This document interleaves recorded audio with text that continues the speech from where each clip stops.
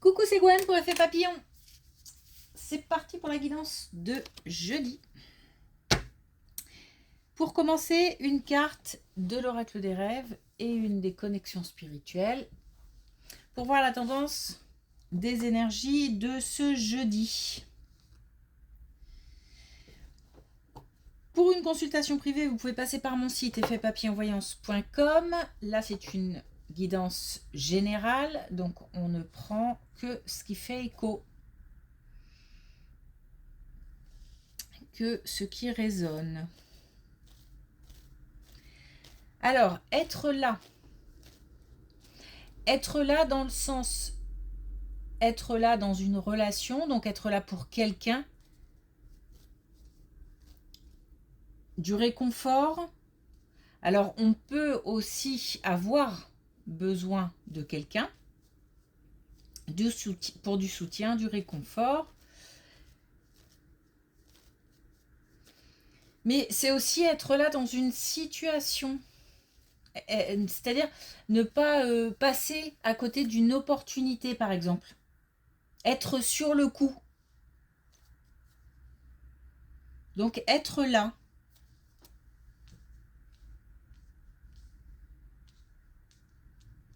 Bon, j'ai l'impression que dans le cadre d'une relation, c'est important. Hein.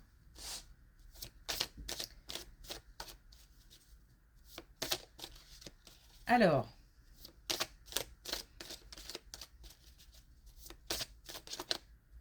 avec l'oracle des rêves, on a la réussite. La reconnaissance se trouve dans le quotidien de mon accomplissement. Donc, voilà, on peut parler de... Alors, j'hésite à le dire. J'ai envie de dire petite réussite, mais pas petite dans le sens anodine. Petite réussite dans chaque geste, chaque... c'est pour ça que, par exemple, soutenir quelqu'un juste par une présence, même pas forcément parler ou juste écouter, ça peut être important. Et on peut parler de réussite. Réussite, ça peut être effectivement atteindre un objectif, mais c'est dans tout ce qu'on peut faire au quotidien, tout ce qu'on peut gagner au quotidien.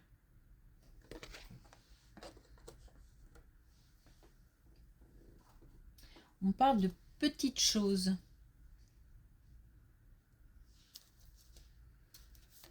Comme si la réussite pouvait se cacher dans plein de petits détails, de petites choses. Bon, il faut faire attention aux signes aussi. Hein.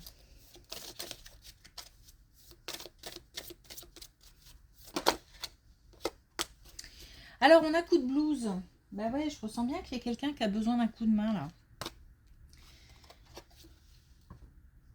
Besoin d'aide. Alors, on peut être soi-même hein, dans une situation où on a besoin de quelqu'un. C'est pour ça que ça peut être important aussi de focaliser sur des petites choses du quotidien qui font plaisir, qui réconfortent, qui donnent un sentiment d'avancée, de réussite. Ok, allez, on y va.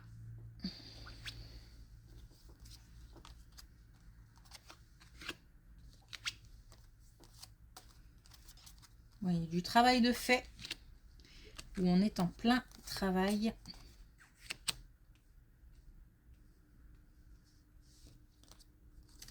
En tous les cas, il y a un souhait, il y a un réel envie, réel souhait d'avancer,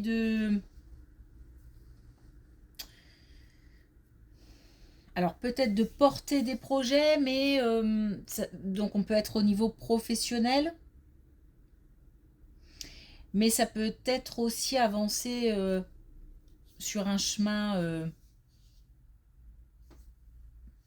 enfin... Alors, pourquoi je suis partie là-dessus? Je vous explique parce que j'ai l'impression qu'on fait un travail pour gérer ses émotions. Donc, c'est pour ça que j'ai envie d'aller sur le terrain de l'intérieur, comme si on avait envie d'évoluer, mais d'évoluer par le biais d'un travail sur soi. Donc on peut nous parler de l'aspect professionnel et du fait d'avoir envie d'avancer, de grimper des marches, de plus de responsabilités, d'une certaine ambition. Mais ça m'emmène plus sur le terrain d'un travail sur soi, avec une gestion des émotions qui visiblement n'est pas simple. Mais il y a besoin de rétablir un équilibre dans tout ce qu'on ressent. Donc, moi, je pars plutôt du principe qu'il faille non pas repousser les émotions, mais plutôt les accueillir. Ne pas les mettre de côté, mais les ressentir et les traverser. Essayer même, pourquoi pas, d'essayer de comprendre, les comprendre. Pourquoi est-ce que je ressens ça? Qu'est-ce qui fait que je me sens comme ça? Par rapport à, je sais pas, une parole, à quelqu'un, à aussi une façon de fonctionner. Pourquoi est-ce que j'ai dit ça? Pourquoi, voilà. Bon, beaucoup de questions par rapport à tout ça. Il faut... C'est comme si on devait, par le biais de ce travail, alléger un peu la besace, parce que j'ai l'impression que c'est lourd. Hein. Bon, il y a beaucoup de travail de faire. Hein. On est vraiment sur quelqu'un qui s'est donné justement pour ambition d'aller mieux, en fait, et de mieux gérer, tout simplement.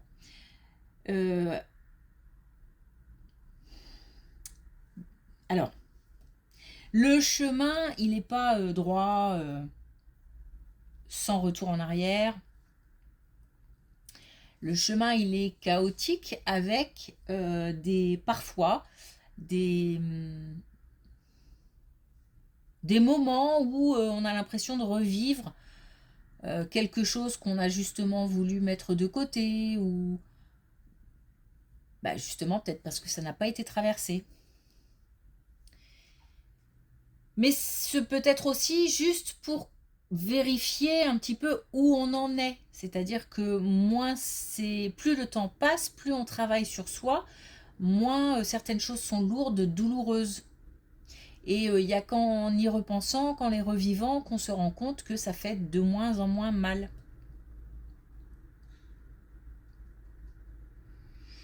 Alors on n'est pas forcément toujours aidé. Peut-être que on n'a pas forcément d'amis à qui pouvoir en parler. Mais ça peut être aussi à la maison. On n'est pas tellement soutenu de ce côté-là. Il y a peut-être... on ressent peut-être un manque aussi de spiritualité, de quelqu'un à qui se confier ou à qui parler.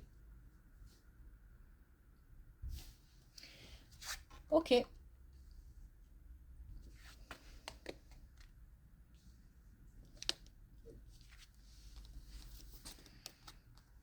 Bon, là on a l'ennemi, on a l'interdiction, la route barrée, on a clairement des gens qui mettent des bâtons dans les roues.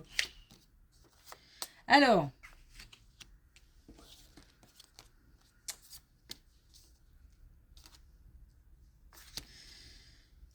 on peut nous parler d'une rencontre.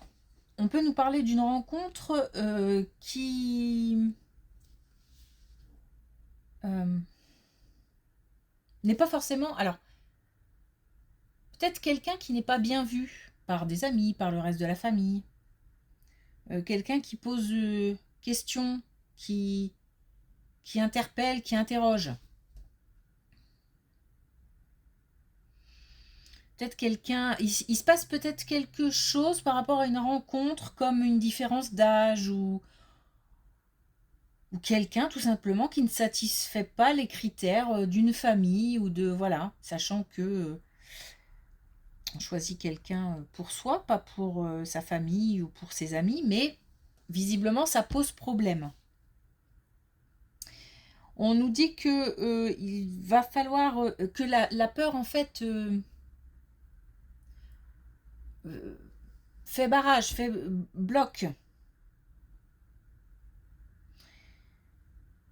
Donc moi j'ai l'impression que non seulement il y a des gens autour qui ont du mal à se faire à une relation, mais il y a aussi des peurs qui font que soit on n'y va pas à fond, c'est-à-dire qu'on laisse une relation en suspens ou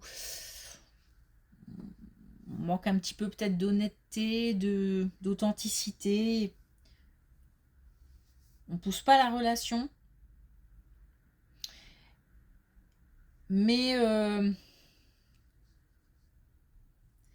il se et justement, soit par peur parce que justement on voit bien que la personne ne correspond pas aux attentes des autres, et puis on a du coup un souci à régler avec ça parce que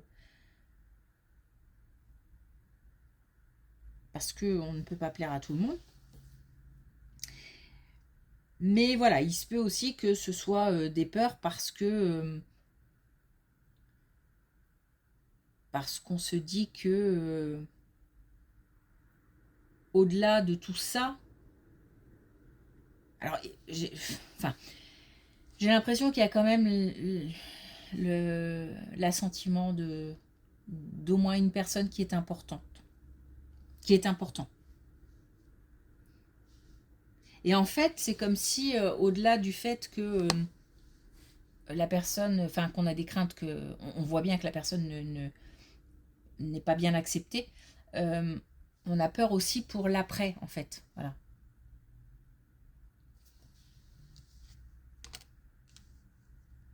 Là, on en est au blocage, hein. Il n'y a pas pour l'instant de solution, voilà, si ce n'est que la logique fait que on choisit quelqu'un selon ses propres critères, pas selon les critères du voisin. Non, du voisin, de la famille, j'exagère. Ok. Et justement,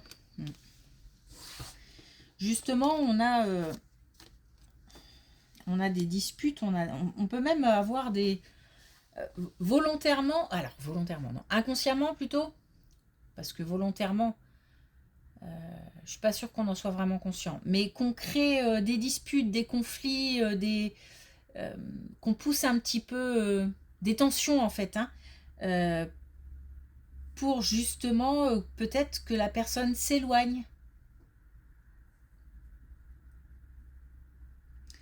On prend aussi peut-être un peu les choses à la légère. Enfin, alors, on fait croire qu'on prend la relation à la légère pour justement que l'autre ne s'investisse pas par peur que tout ça, ça ne colle pas avec la vie, le choix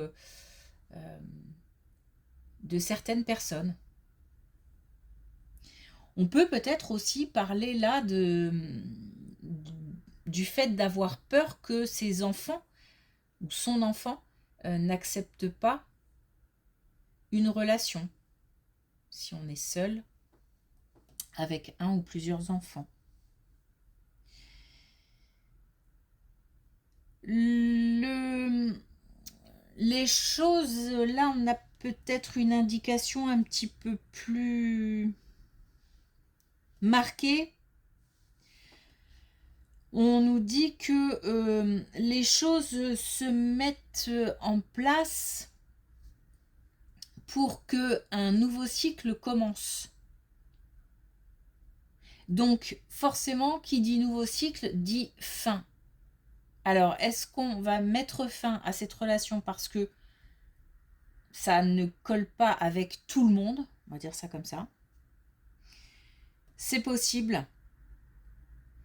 Ou est-ce que justement on va dépasser ces peurs-là, dépasser certains obstacles et que la relation va faire son chemin? C'est possible aussi. On sait juste qu'il y a quelque chose à terminer, donc soit la fin des peurs, soit la fin d'une relation pour un nouveau cycle. Il y a beaucoup de motivation, donc j'aurais plutôt tendance à aller vers le fait qu'on pousse la relation. Mais bon, on n'a pas de vraie indication claire, hein.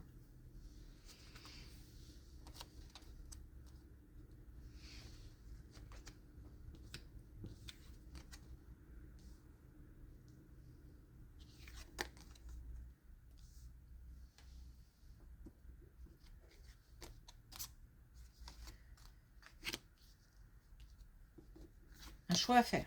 Un choix à faire. Bon. Je pense qu'on est encore sur le même thème. Hein. Enfin, c'est pas que je pense, c'est que je suis sûre. Un choix à faire. En fait, on nous dit de reprendre le contrôle, quelque part. C'est-à-dire que le choix nous appartient. J'ai l'impression là qu'on est en train de nous dire, mais faut choisir la relation, il faut se choisir. Parce que on nous demande de reprendre le contrôle, on a une naissance, donc nouveau projet, nouveau cycle. On a le pouvoir du renouveau, on a le fait de choisir l'amour. Donc on a le fait, là on a le choix, là on a le choix. Donc pour moi, on doit se choisir, on doit choisir la relation. Ou en tous les cas, se choisir. C'est-à-dire que si ça ne va pas dans cette relation parce que ça pose trop de problèmes et qu'on n'arrive pas à dépasser ça, il faut peut-être aussi mettre de côté parce que parfois le fait de forcer les choses ou d'imposer ou même de s'imposer, c'est pas forcément la meilleure solution. Et peut-être que l'occasion se représentera plus tard, ou peut-être tout simplement que c'est pour éviter une relation qui de toute façon n'aboutira pas. En tous les cas, on nous dit de se choisir et de choisir l'amour. Alors ça peut être aussi l'amour de soi. Hein. Donc parce qu'on veut éviter trop de soucis, trop de problèmes, voilà.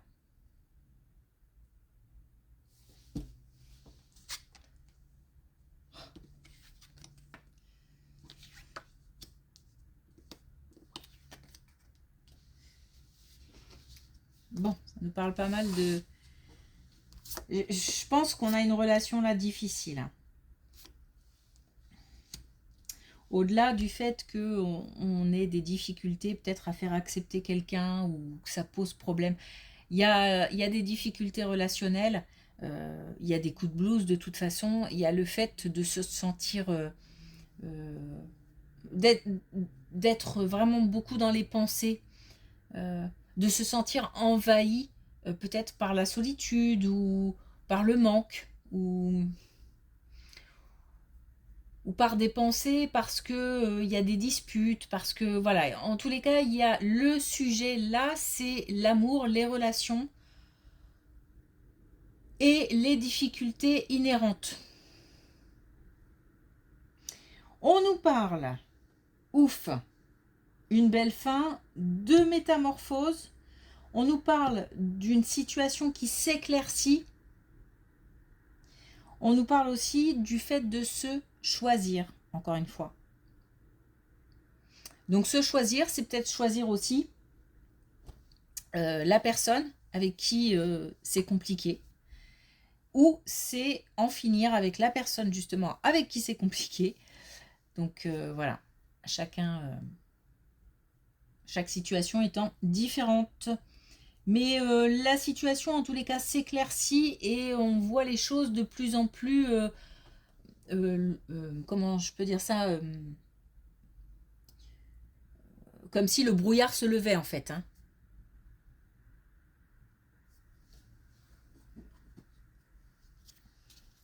Donc on voit les choses de plus en plus claires et de plus en plus loin. On est capable certainement de se projeter.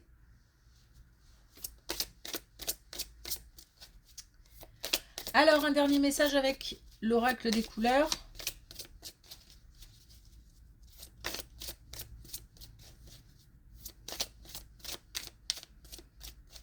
Donc là, visiblement, il y a des difficultés relationnelles à dépasser.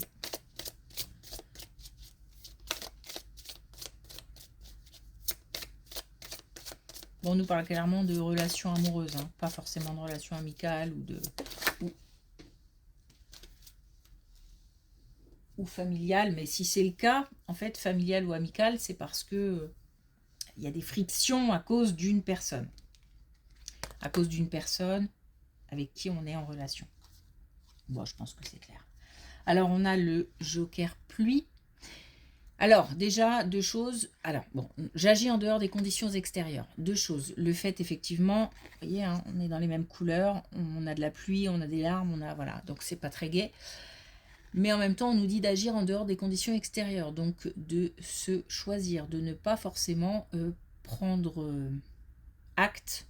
Alors, si on peut prendre acte, hein, voilà, de ce que disent les autres, de ce que pensent les autres, mais la décision nous appartient. Et puis on a justement le rouge conducteur aussi, qui nous dit « Je me laisse guider par l'essentiel et le chemin se révèle ». Donc ça, on est bien sur une finalité où on y voit de plus en plus clair, où on suit son cœur en fait. Hein.